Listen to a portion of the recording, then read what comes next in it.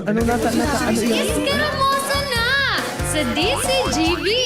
Escaramuza, istorya sa kakanan, mano-mano sana. Marina, intra na sa Escaramuza.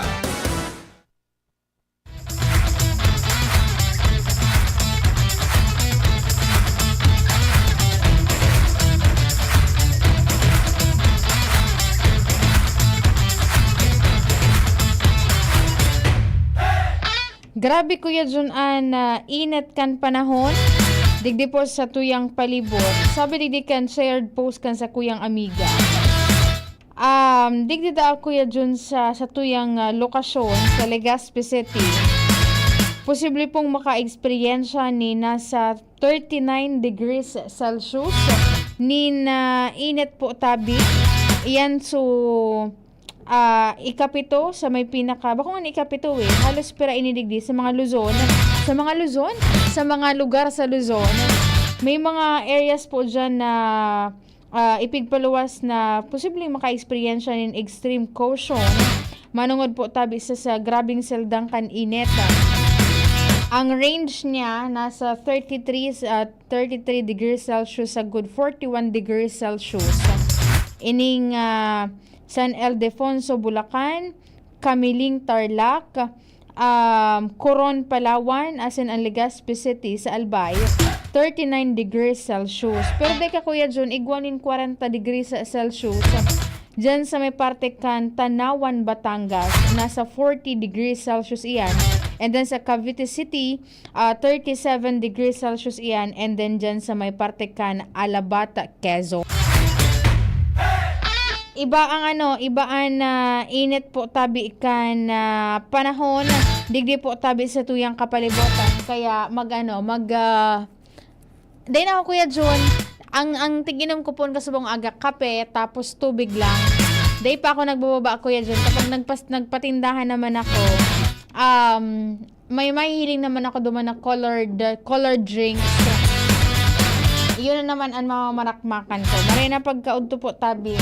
Sabi namin, mapabati na digdi na. Bados kayo din ko yung nagpabati na.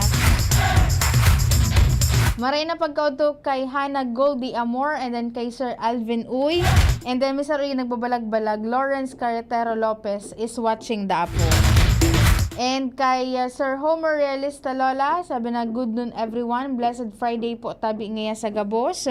May nagaharap po at manunguduman sa Ipigbarat at Akasubago sa Land Transportation Franchising and Regulatory Board. Ito po kaya, dahil nga na kamo mag-idaw kan digdi po sa probinsya kan Albay. Kasabi kasubago ni RD De Feo, ang pig-inat po ninda dyan sa may parte kan Camarines Norte. More than 12 million na nga ni po so na itauninda duman. Pero, ang paliwanag ni RD De Feo, so mga kan Wednesday po baga, may mga pinuna ng distribusyon in ayuda, subsidiyahan sa gobyerno. Sararon po kan assistance to individual in crisis situation kan DSWD. Ito direkta po ito sa mga driver. Tapos kung halimbawa ngayaan operator, tagsa diri ngayakan sarong pampublikong vehikulo at iyo mismo man ang nagda-drive, syempre kwalipikado man po graray sa duman sa 5,000 pesos na sarado na ipigtatao po kan DSWD sa irarom kan AX. Tapos ang counterpart po tabi kaiyan sa LTFRB, may counterpart man iyan duman 1,500 pesos kung kamo po ang nakareceive na nin 5,000 duman sa AX. Pero kung operator ka lang solely operator ka lang talaga di ka man nagda-drive ang marireceive mo po hali na sa LTFRB as in sa Department of Transportation nasarado po 5,000 pesos. And itong may mga cash card, may mga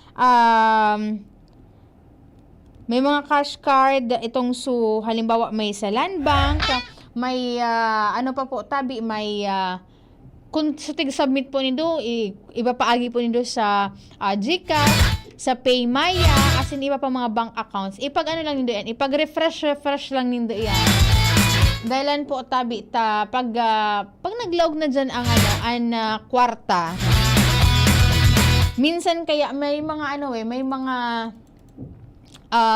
may mga instances po tabi na medyo, siyempre po, baga dakulon iyan and nabibisi sa payout. Minsan nakakalingaw man siyempre mag-abiso. Pwede po niyo i-check dyan. And yun nga ni iyan, minadangog akong paggururon sa Lado Nasyonal na natada at ang mga pigigibod ang mga solusyon, iyo po tabian na band-aid solution. Ang dapat daakan Jerome, narog nga kanian sitwasyon, tawanin mga magkakanigong trabaho, pero kada bes nga may tigigibo pong job fair, dakula, asin halangkaw man gararay ang numero kan mga job seekers na nagaharana po ning trabaho, nagbabaka sakali na magpartisipa. And at the same time, dapat itong, bako lang itong sumanga nasa rela, yun nasasabutan ta na, grabe po talaga silang na-affectaran.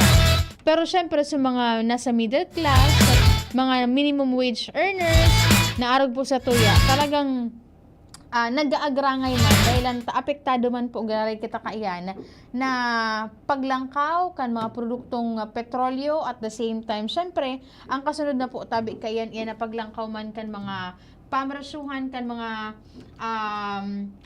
barakalon digdi po sa tuyang palibot. Pero may mga pagkakataon po baga na maski kasubago baga sa programa baga kan DTI igwa ki ipigpapaluwas na abiso an sa indang opisina, sa indang ahensya, manungod man po tabi iyan sa mga nagte-take advantage man na basta na sana pong nagpapalangkaw ka na sa indang mga pamrasuhan na daiman po tabi ni na pag-aprobar ang nasabing ahensya.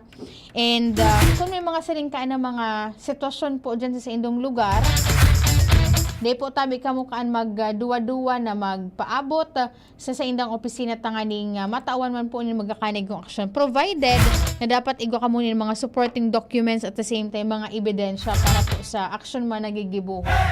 Madali yun lang, may mga manibaibang mga may mga manibaibang mga negosyo centers, mga provincial offices kan DTI na pwede po inong paabutan kaiyan.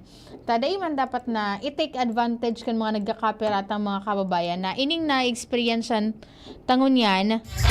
Dahil kakaan kuya dyan mga araw may nakapangaran po kayan. May nakapangaran dyan, Lucas tapos Mumay. Kaya tigtataraman ko si Friel na sabi na ating nga doon ngayon sa dalawa ngayon mo. So garin ako dahil mga kaantos digdi. Dahil mo magpakaraman natin gupugulang ko ni kwento ng sa kuyang buhay. Pag-una ako, nung tigtataas mo, dikiling ko so microphone ko kuya dyan. Pag-una ako, nagtataram ako digdi na wala na naman microphone dahil nakaon sa tuyang microphone. Yan may mga pagkakataon pati kuya Jun, ika-experience mo manduman ko dun sa may 3rd district na pag halimbawa, pag Monday na hapon, mga alas 3, alas 4, may mga gasoline station po na nagsasarado. Kinaagahan ba kan pag Tuesday, yun ang talaga ang naka-schedule na pag-umento sa presyo po tabi kan mga produktong petrolyo. Tapos mabukasin mga 6:30 AM na arog kaiyan. Mga matalion ngunan ang mga negosyante. Pero sana di man po tabi nino pag take advantage iyan. Matangunan kuya Jun dipisilo na po tabi ang pagko-commute. Na kung dati ika na sana ang nagsasayumas sa mga nagpupundo sa imong mga jeepney. Halos sunod-sunod. Ngunan kuya Jun maski kabuang sa nakanlubot mo kuya Jun na nakatukaw. Masakay ka na halo yun naman ang masunod ka iyan. May experience mo yan, Jerome. Experience ko ang oral daw from southern part ng Legacy pababa digdi. Tadipisilo na po talaga magbabiyahe. Sabi kan mga driver, tayo naman ngayon kakayanon ngayon ma'am itong nakagawian ta na subalik-balik na pagbabiyahe. Dahil nga ni po nadodoble na nga ni sugasos po ninda sa pagbakal ng mga produktong petrolyo na pigagamit man po ninda oral daw. Sabi ni Ma'am Ana Peña Campo, pabati da po sa agong niya na si Chris Campo dyan po sa Pastuhan. Jaro, permi pong nagdadangog kay Sir Pox Milyare Acuña. Maray na pagkaunto po databi dyan. Si Ma'am Jocelyn Broquesa, pabati da po kay Kylie Choi Hilig na happy graduation po sa iya ang ngunya na 2 PM sa BU Elementary po Ma'am A. Congratulations po Ma'am. And then kay Sir Homer Realista Lola, nakaantabay po muna na pagkaudto. As a kuyang amigo from OKFM, si Dalugdog Jason, nakasiiri po muna na pagkahapon. Kuya Jason, wala ka na dyan sa sa ibong na stasyon. Hain ka po muna nagbabalag-balag, Sir Kuya Jason. Ang Dalugdog Jason hali sa Premier Distrito kan Albay na nahaadit sa disconnection na notice kan ba Albay Electric Cooperative. Kuya Nior, maray na pagkauto po sa imo, and then kay Sir Daumin Suliona, nakaantabay da po ngunyan from Barangay Leona, Canpilar, Sorsogon. Ano pa man, Kuya Juan, pwede katang magsuro sa vlogan kay Kuya Chadi Velasco. Diyan po tabi sa Bernice